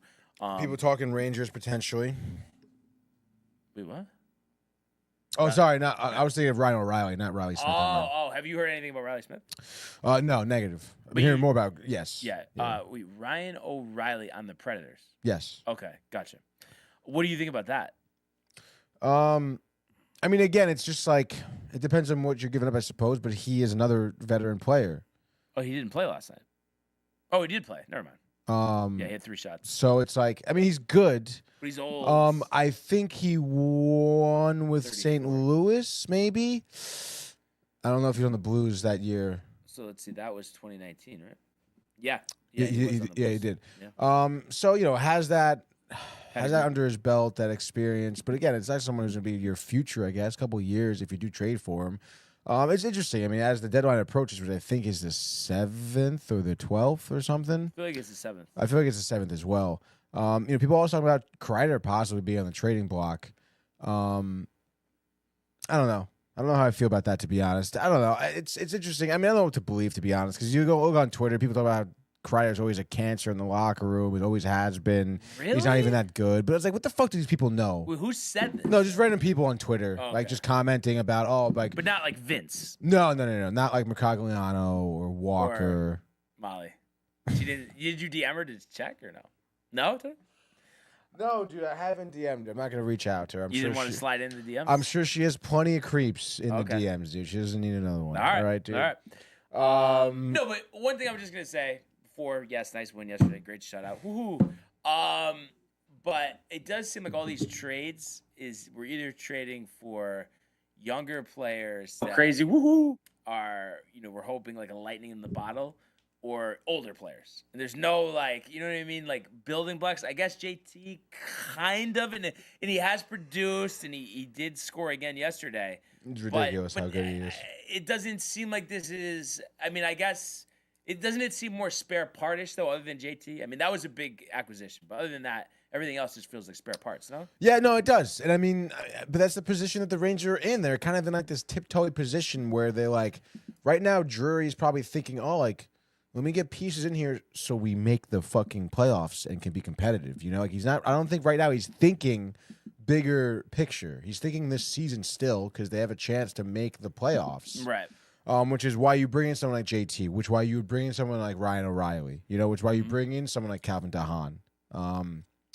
Because not for nothing, he probably there is no, he's not going to blow it up because you have a chance to, be competitive still. So he's bringing in these kind of pieces, yes, to kind of Frankenstein a team together because his plan in the offseason of who he kept, who he extended, who he moved, and who he brought in, didn't work, dude, So, obviously he's working with the thing he has right now, the roster, the scenario he has right now, which, again, I mean, that's one thing that I would give credit for Chris Drury. He is, when his back is against the wall, he does make moves, It obviously, unfortunate because it was poor off-season decisions why you had to make these moves, or just because things were not what you thought, So I don't know. We'll see what happens, I suppose. But I mean, I think the moves he's making are good moves. I mean, bringing in Will Borgen, obviously Kaliev didn't really have much to show. But I mean, but Vakanainen has had good games. And even Kaliev, I mean, I feel like he hasn't played that much. No, he hasn't been getting minutes at all. I mean, we'll have his rights. Not like he's a free agent, right? No, exactly, which is nice. So we'll see what happens. It's I was stoked after the win yesterday. JT Miller, I think, has had 15 points since he's been a Ranger again, which is crazy, dude. Yeah. No. Or maybe 12 points, somewhere around there. I know since he left Vancouver, Pedersen's only had 8 points. So Miller, no doubt, has been producing more so on the Rangers here than he was with Canucks, which is nice. And honestly, I think it has been upping the level of Mika's game a little bit. You watch him in the shifts this weekend. He's getting assists. He's assisting Miller in goals. He's scoring one on his own. And he's just like skating fast now. Like he just has some hustle to himself, which is great. And I think that is a byproduct of having, JT Miller on that line. And to be honest, dude, I'd be interested to see, like if Kreider is healthy and they don't trade him, which again, there's like whispers of that. You think it's gonna happen? It's possible, dude. Yeah. I mean, he's another piece who's been very, very like subpar this year. And he's out right now for that back injury. People are like, oh my God, ghost injury. Well, it's he's been dealing with a back injury for his entire career, I guess. But it's nice to have Cooley on that second line with Miller and Zibanejad, but I mean, I'd be interested to see if Kreider on that line and how he would produce, honestly. Because he's played with Miller before, and him and Mika have always been on this line, so it's like, it'd be interesting to see that. Cooley can go down to the third line, which, again, you can move some guys around. I mean, Othman was brought up because Kreider's been hurt. Or maybe Berard was brought up. It doesn't really matter. In any case, dude, I think there's some hope here. It does, splitting the weekend I know is tough. Quick getting the shutout, where maybe Shesterkin, I think, has some stuff to prove tonight. Yeah. Like, he needs a shutout, like an emphatic shutout. I know he makes big saves in wins recently even. But he hasn't been shutting teams out. But, Quick comes in here on an off night, and I know it's the Predators, who's like one of the more disappointing teams in the league. They beat us last time. 35 saves, I think he had tonight, right? Something like that? Or last night, I should say? Shutout, 800th career game. Yeah, so like a big moment for Quick, and he rises to the occasion. I think I haven't really seen Igor, and I know people will probably curse me, but in a big moment like that for him, I don't. It's interesting though, because you've always been kind of on the defense. I feel like of Igor. Always. But I mean, because he's had those bright spots, he's had those big moments where it's because of his saves we win a game, and that's happened this season. But it hasn't just been as frequent enough for me. Like there's been questions, there's been ups and downs. Like there's moments where like you're watching him and you're like, well, he gave up that goal. And it's, I can only stand for, lack of defense in front of you for so often. I know that is a significant issue, but, there are moments where I'm like, Igor should have had that instead of giving it up. I mean, in a way, it's been such a small sample size, but would you almost say that Quick's outplayed him like the last 2 years? Maybe. I mean, numbers again, obviously the games are significantly, there's a disparity there.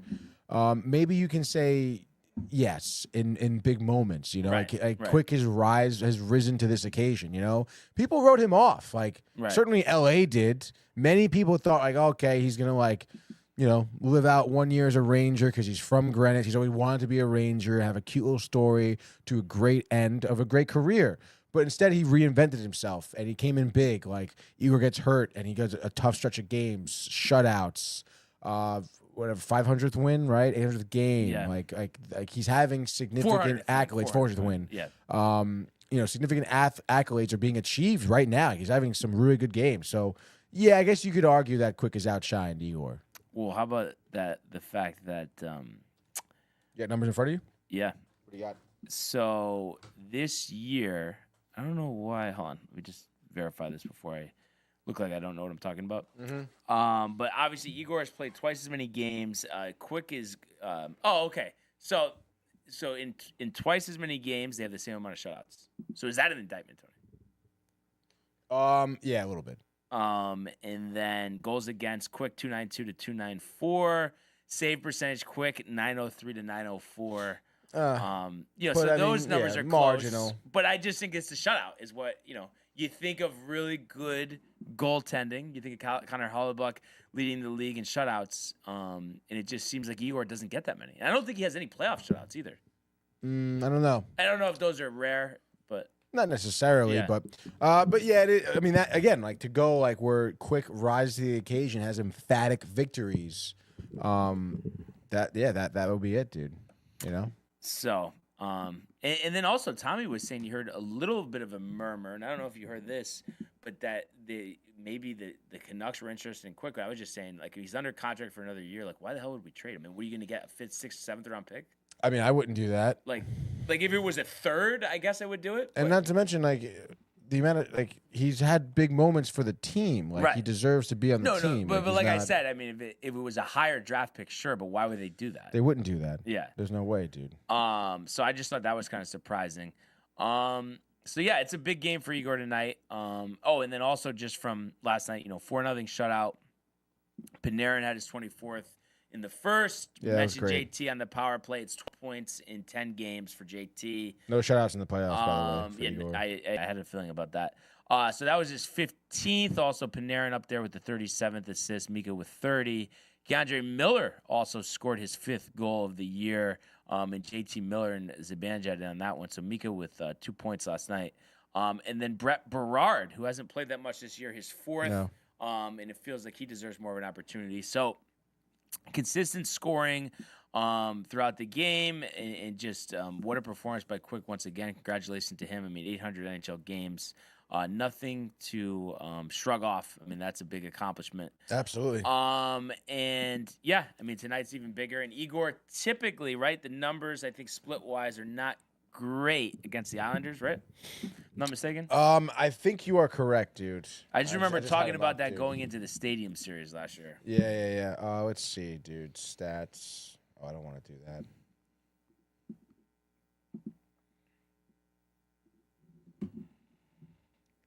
And you go career splits.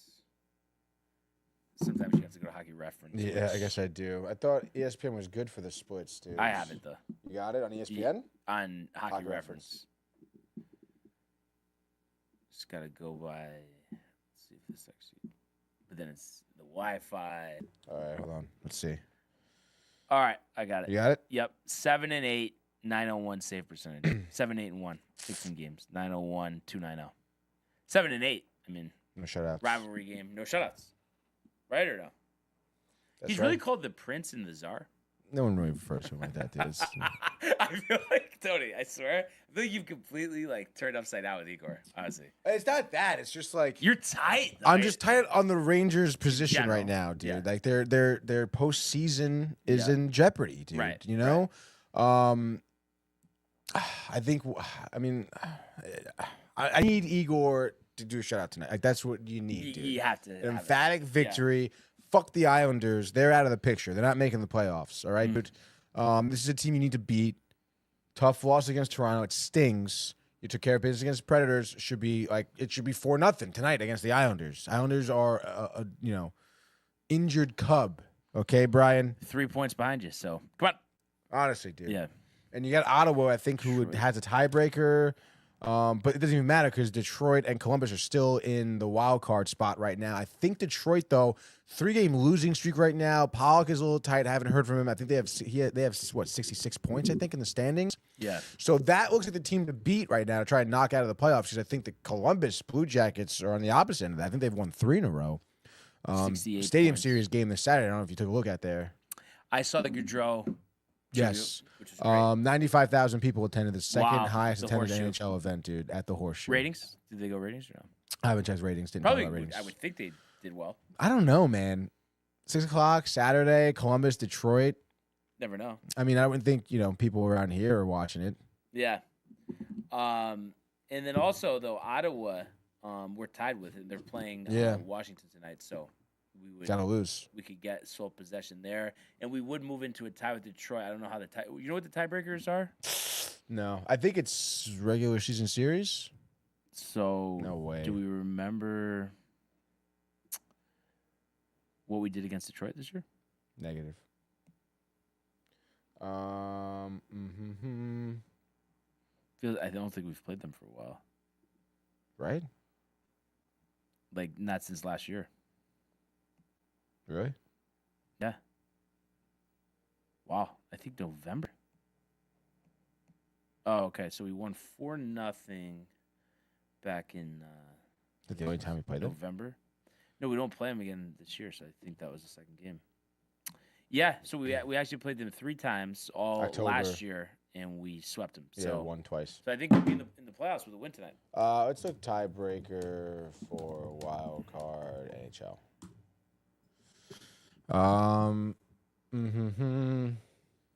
Head to head. Well, done. Bang. So let's go. Igor, shutout. Come on, Tony. Right? Like honestly, dude. Yeah. Hey, We're not Michael. fucking around, dude. I'll be okay without the group chat. I don't want to go to Disney, so it's okay. Yeah, it's okay. Yeah. He seems pretty torn up about it though. Yeah, he can't get over it. Can't get over it, dude. Doesn't like it. But that being said, besides the Ranger game tonight, overall, it looks like we have a 6-pack, if I'm not mistaken, Tony. We have a 6-pack here. So A nice one for Monday night. Let's do a Monday Frozen Frenzy. Let's freaking go, dude. We'll just pop this in here. Bang, dude. Brought to you by the Herschel Law Firm. Absolutely right, dude. And kicking off your week here with a nice 6-pack. I'm actually pretty stoked for this one. Going to have a lot of good games tonight, dude. A lot of good teams are in contention. 7 p.m., though, we're starting off in Montreal here at the Bell Center. The Canadiens are minus 115 as they host the Buffalo Sabres, who are coming to town. Short trip for them, nonetheless. They are going over the border. Total is set at 6.5 here. Montreal is looking for the regular season sweep, dude, against Buffalo. That'd be the 4th and final time these two teams play each other. Sabres just lost to Montreal 2 days ago, 4-2. Canadiens, with that win, have won 4 in a row, dude. Are they making it 5? Yeah. I can't pick Buffalo. I know they just played back on the 1st, and the Canadiens won. So, playing a team twice like that. But I think Mountain View again, strong performance, shutout. And I want to say Cole Caulfield with 2 goals and an assist. Canadiens 4-0. Canadiens in the under. I don't know, man. I think the Sabres kind of tough one out here on the road. Give me them at the minus 105 here. Ukko-Pekka Luukkonen, 3rd shutout of the year. Canadiens stifled. Sabres, give me Alex Tuck with the lone goal. They win 1-0. Sabres and the under, dude. Let's move now. Our last game. Actually, no, it's not our last game. 7 p.m. time slot. But we'll go to Florida, actually. Why not, dude? It's the Battle of Florida here, dude, as the Panthers are hosting the Lightning in Amarant Bank Arena here. Tampa Bay coming in here at plus 120, which is pretty interesting odds for them. Over-under is 5.5. Lightning are hot right now, dude. Correct me if I'm wrong, but they're on an 8-game win streak right now, Brian. Panthers are on a 3-game win streak of their own. Just shut out Calgary 3-0. I don't know. Is lightning striking here in Florida? Well, if it rained 8 days in a row, what would you say is going to happen today? Sunny? Give me the Panthers, Tony. I mean, good story with the Lightning, and I'll see them rout the Sabres on Thursday. But for this game, I think the Panthers, without Tkachuk, they have Reinhart, they have Verhaeghe. There's just a ton of offensive firepower here. I think they actually win handily. I think it's a humbling moment for the Lightning. Winning streak over. Give me the Panthers in the over. I'll take the Lightning, Brian. 9. 9 in a row for them. Sneaky good year they're having right now. And they just beat Washington 3-1. So I think we're going with the hot hand here. Nikita Kucherov, 87 points in the year, 27 of them coming from goals. Why not? He gets 2. Braden Point has 2 as well. Lightning win. I'll say 4-2, keeping it tight. Lightning and the over there. Let's keep it moving. Our 3rd game of the night, and this will be our final 7 p.m. game as we go to Madison Square Garden, baby. The Rangers take on the Islanders. With the Rangers right now gunning for the wild card spot here. You look at the odds at home, the Rangers minus 115. Your over-under here is going to be set at 5.5. Igor coming back. The Rangers on the back-to-back, coming off the shutout against Nashville. Islanders just played Nashville the other day as well. They won 7-4. Nothing crazy there. Islanders can score. We know. This is tough, dude. Rangers leading the series at 2-0 for the regular season, making it to 3 tonight, dude. Yes, Tony. Yanni. And how about back-to-back shutouts for the Rangers? Quick last night, Igor tonight, Yanni tight. Yeah, he will be tight. I'm going to say we're going to see JT and Panarin scoring again, Tony. How about nice and tidy? 2-0 Rangers in the under. I love that call there. We were saying Igor with the shutout deserves it. First career shutout against the Islanders, it would be. Get that record to 500. Get that record to 500, which would be great. And I do agree, dude. I want to say JT scores again tonight. I know it may be chalk or easy or whatever. But give me that line absolutely killing it. I want a goal apiece for Cooley, JT, Mika Zibanejad. That line is humming. Maybe Rempe sneaks one in there. Who knows? But I'll say Rangers win 3-0. Rangers and the under, dude. And then let's go next game here. 7:30 p.m. now. Let's go to Toronto. As the Toronto Maple Leafs are hosting the San Jose Sharks. Scotia Bank. You bet your bottom dollar. Toronto favored -360. The Sharks, Brian, +280. Over under 6.5. Come on. What do you got here? Yeah. Give me the Sharks. They haven't won in a while. Celebrini hat trick, telling Austin Matthews I am the next face of the NHL. How about this? 4-3 overtime. Celebrini game winner. Sharks in the over. Value through the roof. Vegas bankrupt. I don't know, man. Toronto, another team that's very hot right now. They've won 5 in a row. San Jose, by the way, looking to lose their 9th game in a row, Brian. I think it happens tonight, dude. Matthews hat trick, dude. Toronto goes on to win 4-1, let's say 4-1. So Toronto and the under still. Let's dial the clock back a little bit to 6:30 p.m. as Washington hosts the Ottawa Senators here. You would imagine Washington here -150, the favorite. Over-under is 5.5. Capitals have surprisingly lost 3 in a row right now, losing 3 of the last 5. Senators dropping 4 of the last 5, only beating who? The Sharks, dude.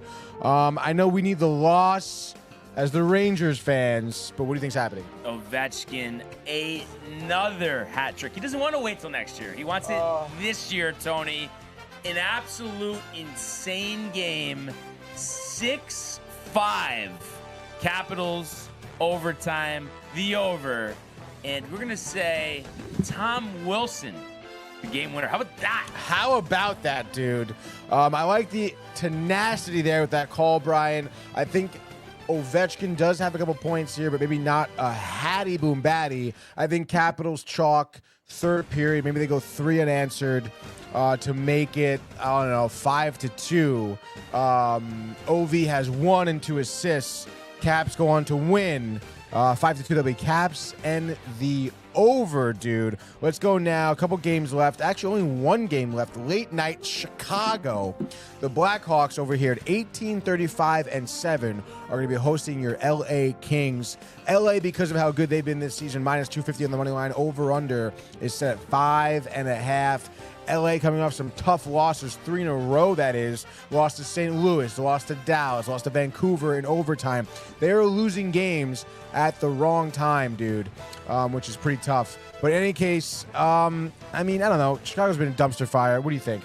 You know, it's tough because, you know, it's the Kings have lost 3 in a row, but on the road, they've only been 12-16-5. Stout at home, struggling on the road, but the 3-game losing streak, the Vets, Kempe, Kopitar, Quinton Byfield, Tony. That's right, dude. It feels like it's going to be a beatdown Chicago. Bedard requesting a trade after the game. I'm going to say 5-1 Kings in the over. I love that chalk call right there. Give me Kings. I don't care about the value. Take them. Chicago's bad. Kings 4-1, easy, breezy, beautiful, dude, right there. And just like that, that is your Frozen Frenzy, brought to you by the Hirsch Law Firm. So big one for the Rangers tonight. We'll Huge see if one. that Riley Smith deal ends up getting done. But we wait and see. And really, I just wanted to mention a couple of Tony's favorite topic, college basketball. There we go. What do we got? Patino clinching the Big East. The That white was suit. big. The white suit, 71-61 over Seton Hall on Saturday. So that was a big moment. A program that was down, and to see that atmosphere, at Madison Square Garden, that was a special moment. Because let's face it. It's been quite a long time since St. John's has won the Big East. And I'm actually, did you see what year it was? I just had this up, and I let's see.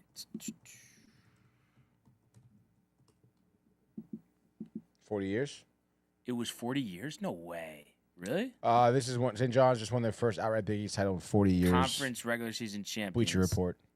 Because this is saying Since 1992. This says 1984 or 5. Clinches. That's weird. Did they share it that year? Wikipedia.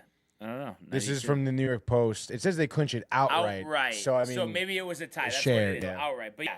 So 40 years. That's great, and it just unbelievable the track record that Patino has. And I'm really interested to see what they do in the tournament. And I know Michael Bucca is earning for a spot as a rematch against them. We'll see if that happens in the conference tournament, Tony.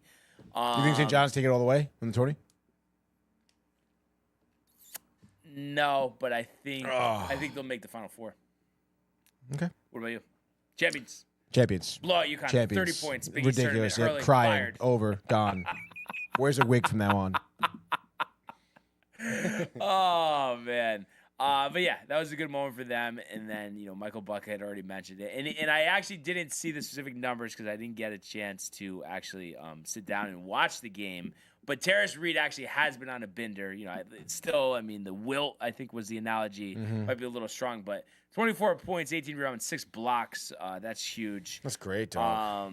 So a 12-point win against the Friars in Providence brings UConn to 20-9. Tony. Oh, my God, dude. For what has been a disappointing year for them, would be a pretty solid year for most programs, and they do find themselves in the top 4 of the conference standings. What happened in Providence? Providence, I don't think they got the coaching hire right. Cooley built something strong, and then he kind of left them, out of nowhere. And Kim English, I know Riley was hyped on him when he was in here. Yeah. Just hasn't done the job. 6-12 in conference, not good. You think you can get it done? Oh yeah. But it's interesting, UConn. I don't know what I guess because there's 3 games left. So, but right now they are, or is it 2 games left? I think it's 2 games. But anyway, they're 1 game back of second. So that's going to be a big game. I believe it's on Wednesday against Marquette. So just kind of interesting that they're still, in this position. And obviously, as a Husky fan myself, and it is 2 games. So yeah, it will be Wednesday at home against Marquette, and then it'll be the 8th, which is Saturday, at home against Seton Hall. And those are must wins. That loss, yeah. So that would really put you in a good spot. So I think you're on the precipice of double-digit losses. You're guaranteed to do that unless you win the Big East tournament. So I think they're probably a 6 to 9 seed somewhere in there. So we'll have to see what happens, but I think it's just good to get wins, obviously, and they've done that the last 2 times out against Georgetown and Providence. And I have liked Reed. I do think he does have a lot of potential for this team, good. And it's just gonna be a matter of just putting it together. You're probably gonna have some of these tough matchups, come the Big East tournament time. And it's just nice when you can get a balanced effort like you did. Reed actually came off the bench but played 32 minutes. Had that big game, and then you still had Caravan with 17, McNeely with 14, and Solo Ball with 14. So if it's spread out like that, it's good. And Diarra even pitched in with 10 assists. So the question is, though, against Marquette, who you have beaten, but we've seen you struggle against the better teams and even lose to a team like Seton Hall. So just like, what game are you going to get? It's good that it's at home, but these are 2 big games for the Huskies. So will be interesting to see what happens. But there definitely is life. There definitely is a chance And it just starts on Wednesday against Marquette. You think they're gonna go 2-2 or 2-0 rather? 2-0, yep. Okay. So let's go. And that one will be at Gamble on Wednesday. So there we go, on campus. Nothing like an on-campus home game. I wish that was a requirement, Tony. What do you think? Yeah, it should be. But then again, I mean, St. John's at the Garden is kind of sick, though. That's the only thing. And, like, no room in the city. That's true. Yeah. So I guess there's only so much you could do with that. Yeah, well, there should be an exception for MSG then. Yeah. Special place. Uh-huh. But honestly, I mean, because I think you're just tight college basketball. I mean, anything Patino, are you impressed? No, it's sick. I mean, It's great for St. John's, dude. Right? I mean, it's just, I feel like he's one of the best basketball coaches of all time. Yeah, and I know it doesn't, like, stack up with, like, just championships, but just in terms of, like, impact. Like, I'm sure you've seen the graphs of, like, every school. They've improved the first 2 years. He's won a conference championship at every single one. The guy's a 5 genius. spots, 40 years as a coach. I mean, what more are you looking for? The track record is pristine, immaculate. Impeccable. So yeah, an exciting time with college basketball, and the tournament around the corner. One more from Josh B. Hattie Boom Batty. He's hyped. Josh B. is robbed. Sausage and peppers, man. Sausage and peppers. He's having some leftovers today, probably. Oh yeah, corporate America today though. Oh he was yeah, telling us that dude. yesterday. So. Tough. How did he do actually? Because I went to bed. How did he do on the cart? Yeah. He was giving Mike a good run for his money, dude. He's getting better at cart. You Okay. know? You can. It's mad funny. You hear him like fucking. Oh, dude. Like, oh, so funny. That's hilarious. Yeah, it really is. But yeah, I mean, I think that's really where we are. But definitely, a great first show back off the weekend. And really appreciate everybody today who tuned in and continues to comment, like, and subscribe. All of the archives on the YouTube page, Tony Michael Renee and Jay Costume, the merch at DowntimeTV.com. We want everybody to enjoy the day, enjoy the games. Let's go Rangers! And we will see you mañana. Hey guys, Tony here from Downtime TV checking in. I want to thank all our fans out there who's been liking, subscribing, sharing our content. You guys are the best. You guys are our bloodline. You make us love what we do. Thanks again.